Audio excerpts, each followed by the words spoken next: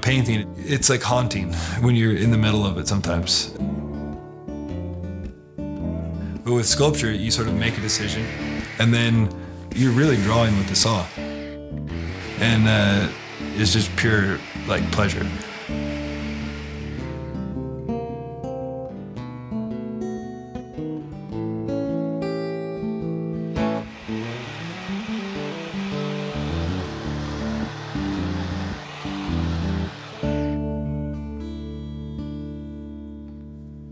I was teaching myself how to paint by looking at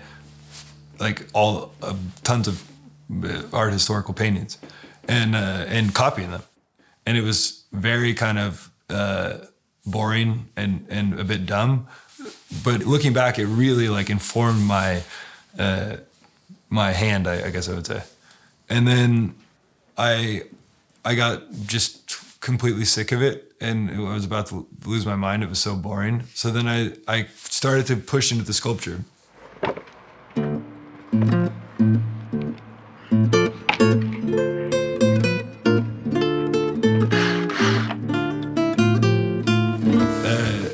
When I first saw the Baselitz carvings, I was just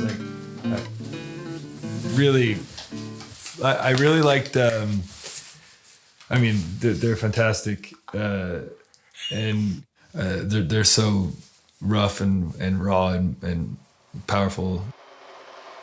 Then I realized this is wood carving can be done in an art context.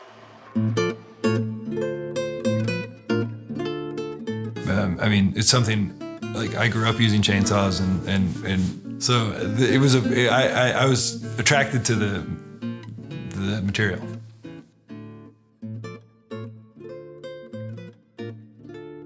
So I did a bunch of sculptures with just axes, which was crazy. And then I started using saws and just kind of taught myself how to make carvings. And so I learned how to use the tools and the sort of tricks with the saw and things like that.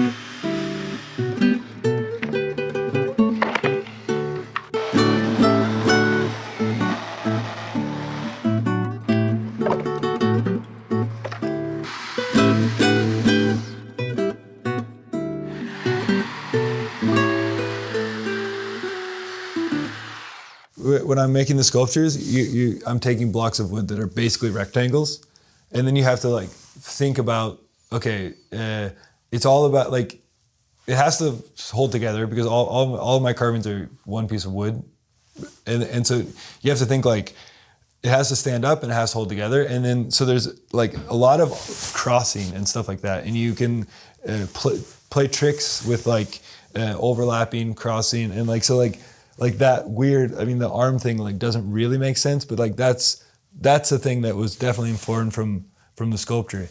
And also just the lines, the line of the shirt that's a chainsaw kind of cut. When you make the drawing and then you cut the lines first. And you only cut about I only cut about an inch just to get it going, because if you cut too deep you can't turn.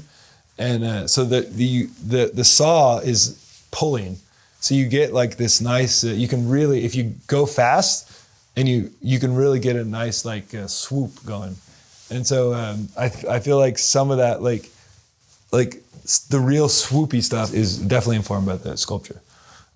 The shadow on the figures is something that I developed or I started to add purely based on the sculpture, because when you have a sculpture under an overhead light, you really get these shadows that often in photography and things, because the light is coming from all over the place. So that kind of where the figures often have this false overhead light, and then if there's a light source somewhere else in the painting, I'll kind of add that a bit, but a lot of them have this kind of really kind of sculptural shadow that I think was informed by the carvings. with painting, you make you're constantly making decisions, and it's quite mentally taxing. I come in and kind of like, I'll make the drawing, which takes maybe 5 minutes, and lately I'm trying to do it as loose as possible. And then with watercolor, it's less malleable, so you have to. I make the drawing, and then basically it's coloring in afterwards. So the I think in some ways the watercolor product is a bit more finessed, because it's like, it's once the drawing's done, it's kind of done. But the oil painting can get a bit messier, but there's more kind of mental activity, because you have, first of all, you have a point where it gets too wet and you have to stop, and so it's like you kind of are racing the clock in a way. And then also there's a point where you don't want to, like, you want it to be just this right bit of tackiness. So you kind of have to like execute quite quickly. And then also you can just edit, like you can just cover a hole. You can basically erase so it's like haunting when you're in the middle of it sometimes. You're like thinking about it in the evenings and stuff. But with the sculpture, you just clean up it, you like sweep up and you start again the next day.